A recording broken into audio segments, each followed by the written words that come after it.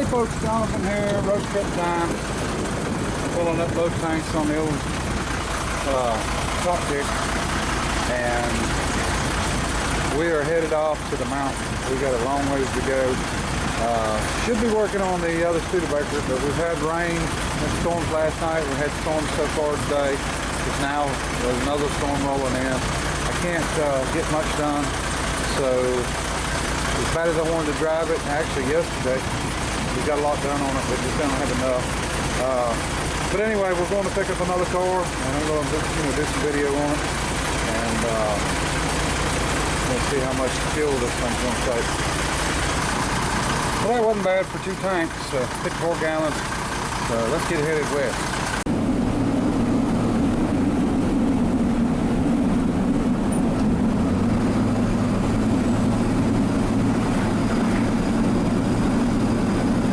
Alright, we're here to get this Studebaker right here. We're going to check out another one. This is one of the supercharged.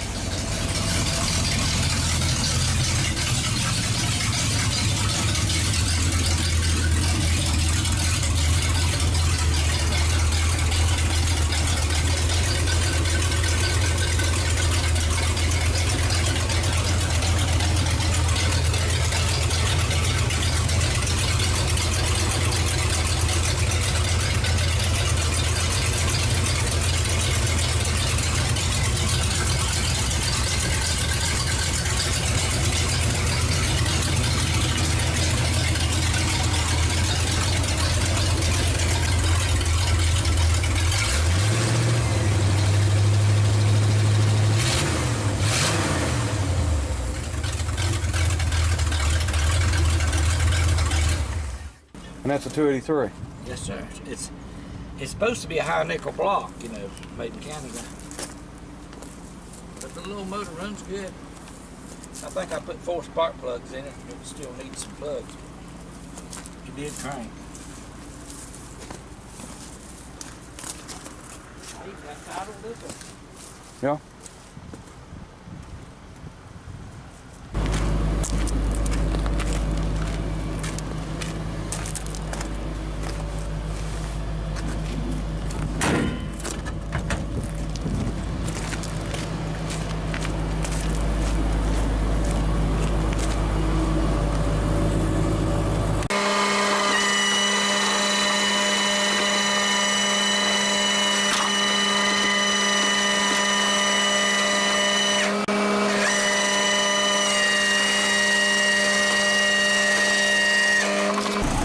We got the old Studebaker loaded up and on our way out. We got some more Studebakers and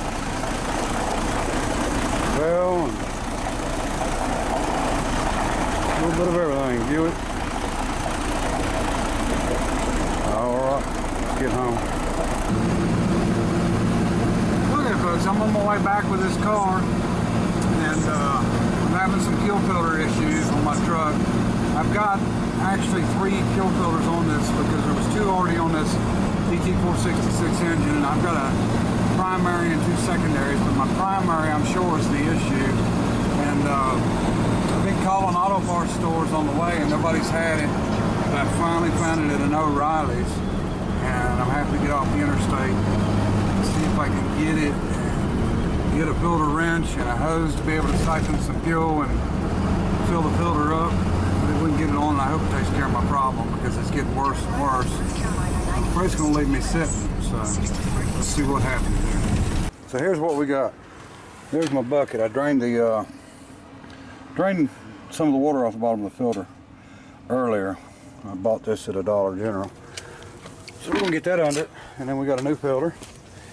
And we got filter pliers, and that's the longest piece of 3/8 they had. They're out of it. So that's going to be our siphoning hose to fill the filter back up. And we'll use this bucket so we don't make a mess. So let's get the filter off. Okay, I tried my best not to make a mess, but I made a little bit of a mess. We got to get this filter on now. I'll wipe this up. Okay, we didn't make too bad of a mess. I'm sure there's people that's made worse than that, but we're going to get out of here and see if that fixed our problem. All right, it's about 8:30 and we're back on track, and that solved our problem.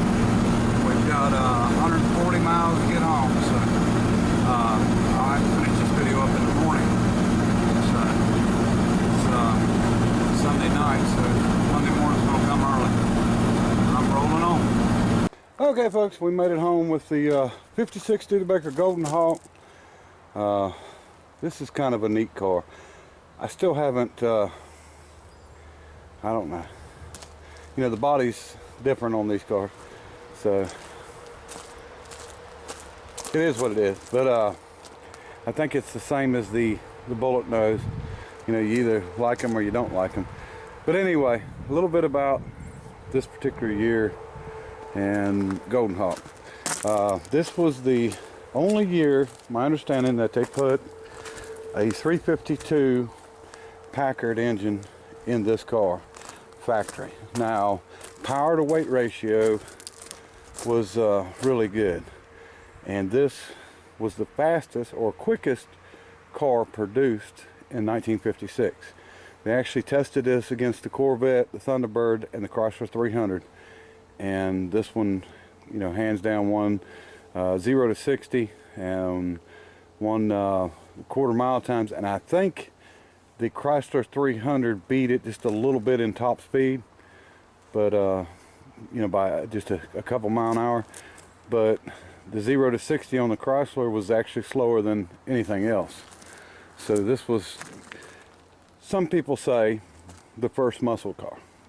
Okay, I know they said that the 64 GTO was actually the first muscle car, but you know, that's not an argument that I'm going to get into, because it don't matter to me. But you know, people argue it, saying that this was the first muscle car.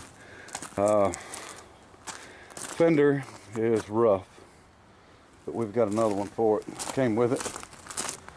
Got a lot of parts with this car. Now, this is, for this small car, is a huge engine.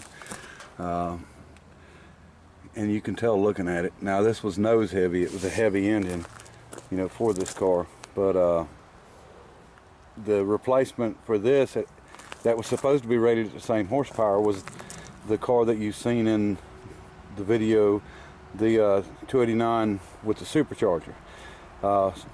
My understanding was, and this is just from the guy that was there, and you know, he's a, I'm not going to say a Studebaker expert, but I mean, he knows his stuff about Studebakers. But he said that the horsepower rating on that supercharged car was the same as this, which my understanding, they didn't run but 2 or 3 pounds boost. So. But now that one had a big cam in it and was built, so as you could tell. And I'd love to have had that car, but I don't think he's interested in selling it. But anyway, we've got the air cleaner that goes on this. We've got the other chrome valve cover for the other side that's missing off of it. It's in the trunk. I can't get the trunk open now. I don't know why. The key's working in it and everything. It's just not unlatching. He's went through the radiator on this. He owned the exhaust shop, so he put downpipes on it, new downpipes. They're not, you know, run back or anything like that, but they are on it. And let me see. The gas tank's been cleaned and done. The brakes was redone on this car, so the brakes work good. And let me see, no water pump. Water pump was bad on it. But he claims that he has not had this started. You know, I have to believe him. I bought the other Studebaker from him. He told me the same thing on it, and as you can see, it turned out to run really good. I don't know on this one. Maybe, maybe not. I can see they had a fuel line hooked up. He said he didn't think he was getting enough fire to it. I put my finger in the exhaust pipe, the new downpipes, and it don't, it's not smutted up like it's been started. So, you know, hopefully this engine will turn out good. I do know where there's another one of these 352 engines. I don't know what year it is. It's got an automatic behind it. This has got the manual 3-speed, which this was the faster car. And it had, as you can see, our floors are bad in this one too. But we've got brand new floor pans. Look, they're already hammered out. But anyway, they brand new floor pans that was bought, and the other one's in the back, and I'll just have to find somebody to put them in for me. But what we've got is, it's got a 3-speed with overdrive, so it's actually, you know, 4-speed. It's got a really short throw shifter on it, I guess, to shift fast. This car has a factory 160 mile-an-hour speedometer, engine turn dash, and it's got a factory tach, which, you know, 1956, you know, that's pretty different. We got a clock over there. I've got the keys for it. The keys fit all the locks, the trunk, the doors, key switch. Seats are rough. Like I said, floors are rough.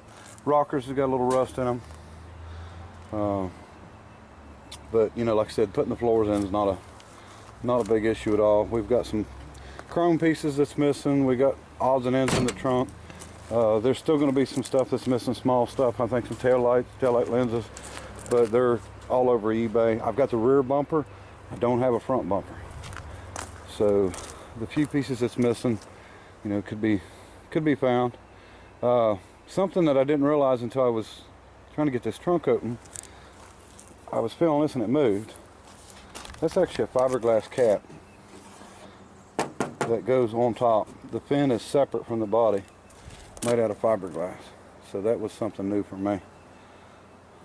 But I guess you could take the fins off and run it without fins, right? But I don't know what it looked like. But anyway, we will try to do a first start on this thing here soon and see what we can do. But as for now, I've got to get this gas tank on this 50 Studebaker and get it rolling. And like I said, the rain come in and messed us all up on it, and I just decided that while it was raining, I was going to go get this car. And of course, it didn't rain the whole time I was there. The whole time I went and come back, it wasn't raining. So anyway, that's my luck. But you know, I got it. All the windows are actually good in this one too. That's another good thing. And I think they got some Mazda wheels on it or something. We'll figure out something. But like I said, you know, the big thing's going to be see if we can get it started, and hopefully it will run okay. You know, I mainly got it because I like this engine. I just like the old Packard V8s and stuff. Now, if this engine's bad, I don't think I would put a LS or a 350 or nothing else like that in it, just because this is, to me, it's sort of an iconic car, being the fastest one for 56. I think I would fix this engine or go back with another 352, or even they made this engine in, I think, a 374, which is a bigger cube. That'd be nice in it. But it would be nice just to have it back like it's supposed to be. I just don't think that a small block Chevrolet or something would do this car justice. Even though this ain't a Studebaker engine, it's still factory setup. So, all right, well, I hope you all enjoyed it.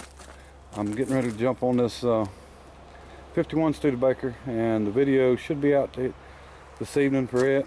I'm gonna go ahead and put this one on ahead of time here. I'll get it edited and loaded, and then I'll get back out and get to work. So, all right, appreciate everybody watching. Till next time, bye.